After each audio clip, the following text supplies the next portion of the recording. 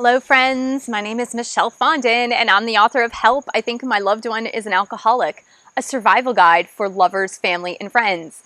Well, I'm back! I took a long break on recording videos, about a 2-month break to be exact. It's about mid-September 2017 and I've had a lot of adventures over the past 2 months. I went to Tony Robbins' Unleash the Power Within, which was phenomenal and life transforming. I would so recommend it. If you want a transformational experience, do attend and be completely open-minded to it because it is crazy.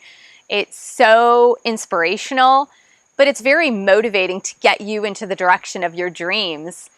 And the second thing is I went on vacation, went on a beach vacation with my boys, my 2 younger boys, Matthew and Xavier, and that was just so much fun, incredible. And as for me, I love being near the ocean, and that's where I get my inspiration. That's where I get replenished and revived. And can't wait to live near the ocean soon. It's coming soon as I make my way to journey on to the West Coast within the next year. So I wanted to just talk to you a little bit today. I'm going back to the step study. So if you watch my previous videos, I did the first 4 steps and then I sort of dropped off into the abyss, and that's not really what happened. What happened was I was on this break. I went on 2 vacations, well, 1 conference, 1 vacation, and then I wrote a book. And I wrote a book on how to successfully run a yoga business. And so during all this time, I've been writing a book, editing the book, formatting the book. My son Jay's doing the book cover. So writing takes a lot of time.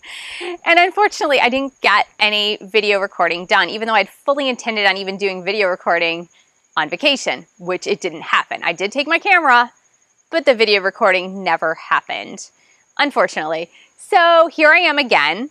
We're mid-September and I'm back to recording videos. I'm still finishing up the last stages of getting that book published. I'm actually almost finished with this book, Enlightened Medicine. That's been a 2-year project, so it's been crazy because it's on integrative medicine. There's a lot of things I need to do to get myself in gear for making sure there's a lot of fact-checking done, making sure the editing is great, all those things, all those moving pieces that need to come together in order to successfully publish a book. That's a great book because I will only produce books that are great books and that really help other people and help you to live the life of your dreams, helping you to take your life to the next step. And so to that end, one thing that I've really been working on in my own life is something called the quest for positivity. I am the teacher, usually. I'm on the teaching side of things. But what people don't realize is that the teacher also needs to be able to learn, and the teacher needs reminders of how to be and how to live. And we have up days and we have down days and we have frustrations and we have things that happen in our lives that we can't control. And so my faith really does help me in every day and every way. Honestly, I turn to God, I turn to Jesus for help. However, that doesn't prevent life from happening. Life happens, and sometimes you can get upset about it. And I was reminded, one of my favorite YouTubers who was introduced to me by my son, his name is Justin Scarred. That's his stage name. It's S-C-A-R-R-E-D. I would say check him out. He originated, not his idea, I'm sure it started somewhere else, but in his video series, he originated with this quest for positivity about 3 years ago, and he had gone through a lot of things, and I'm not going to tell his story because that's his story. He needs to tell that story. So you can look him up on YouTube. I believe his channel is called Random Land. He has another channel called Live Fast, Die Poor. I believe it's on the Random Land channel that he talks about his quest for positivity. So I was watching some of his videos, and I was reminded about this quest for positivity, and basically the premise is life happens to you. And this can especially pertain to you with your alcoholic relationship, is that life just happens. There are things that are going to happen to you that you're not happy about. There are things and circumstances that you cannot change, and it brings a great source of frustration. You can't always change what happens in your life, but you most certainly can change your reaction to them. You can feel your feelings because it's good to feel your feelings. It's not good to just ignore your feelings and be like, these feelings are not there, because that's denial. And really, as I mentioned in my previous videos, that denial runs rampant through the disease of alcoholism for both sides. For the person who drinks and uses drugs, and for the person that loves the other person. And so we're not talking about denying your feelings, because your feelings are real and you have to feel them in your body, and you have to acknowledge your feelings as being real. They're real to you.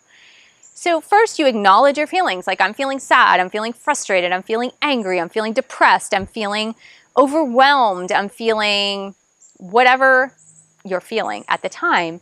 And then you can control your state. You can control the way you interpret what has happened. And really, that's the quest for positivity. It's like turning it around. It's saying, well, what can I do about this situation? If I have no control over the circumstances, if I have no control over this other person or people in my life, what can I control? You can control your own emotions, or the reactions that you are taking in as a part of what has happened. So you can control that.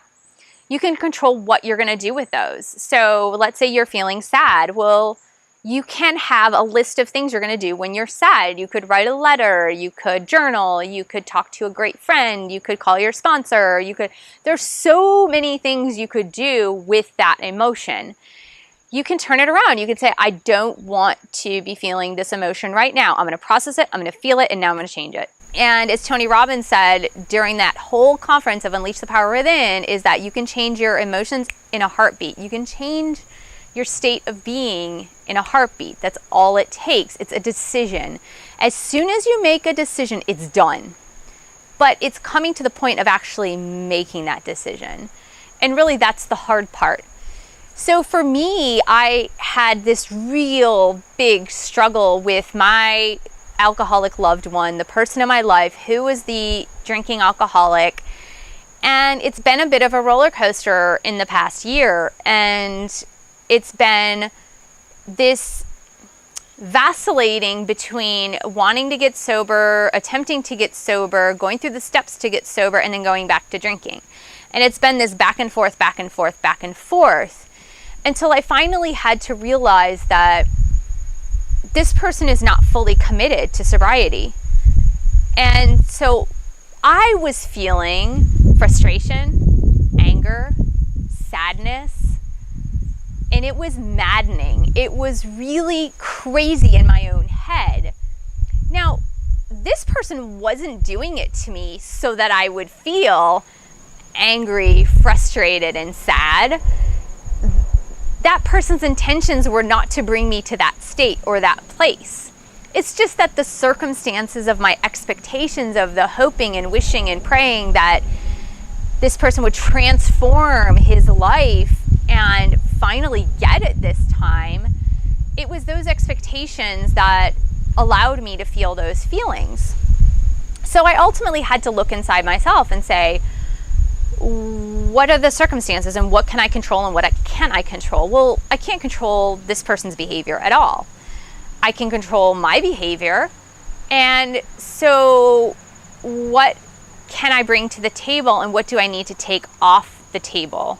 I made a decision, and that's what Tony Robbins is talking about, is that once you make a decision, you can change in a heartbeat. So I had to make the decision that I don't want to suffer in a relationship anymore. Like, I'm done suffering in a relationship.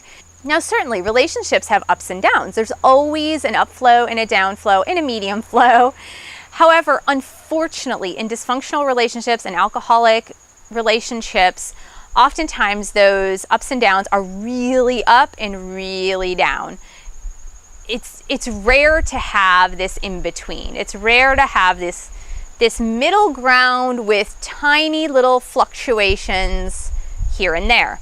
So a normal and healthy relationship is going to have fluctuations, but they're not going to be as pronounced as they are in a dysfunctional relationship. So I had to make the decision that I need positivity in my life. I need happiness in my life. I need wholeness in my relationships. I need to feel good about the person that I'm in a relationship with. I need to feel good about myself in the relationship, that I'm not being pulled in directions that I don't want to be pulled in. And by proxy, when you're in a close relationship with someone and they're not in a good place, you're pulled in the direction that they're going. Unfortunately, that's just the truth.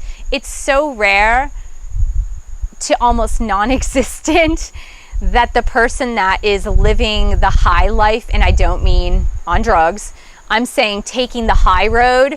So the person that's living the high road with higher standards, that the person that's living at much lower standards, that they rise up to that person. That is almost non-existent. Inevitably, what happens is the person that's down below at a low standard drags the person that's holding the higher standards below down to his or her level. And unfortunately, that's what happens. And that's what has happened. So in that, of course, when you make a decision that you're not going to have that in your life anymore, it does bring about a sense of sadness. So in the sadness, in the loss that is associated with that, I'm looking for positivity. I'm looking for the blessings in the situation. I'm looking for ways to not feel guilty for holding on for too long, or not feeling guilty for trying to tell this person what to do, or not feeling sad or stressed or depressed about the length of time that I allowed the relationship to go on.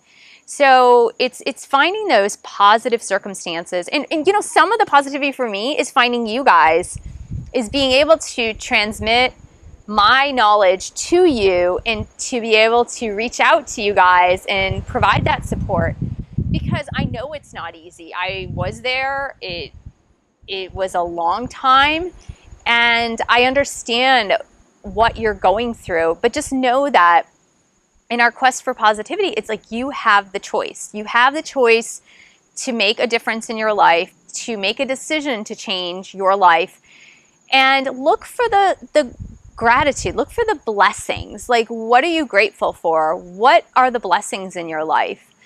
What makes you stare and wonder and awe? And it could be a sunset. It could be a beautiful cloud formation. It could be hugging your kids before they go to school. It could be just a number of things that can make you smile and make you happy and make you less stressed and just make you see the positive in life rather than the negative in life. Because the reality is we just don't know what the bigger picture is. And maybe you closing that relationship or deciding that you're not going to suffer anymore, maybe that is a part of the bigger picture. Who knows? For me, for a long time, I thought the bigger picture was me being able to transform his life, but it wasn't. So, so food for thought, find 5 things today that you're grateful for. Just go, as soon as you turn off this video, find 5 things that you're absolutely grateful for and write it down. Thanks so much. I will be continuing with the step study. I promise sometime this week we'll start again with step 5. Thanks so much for joining me. See you in the next video.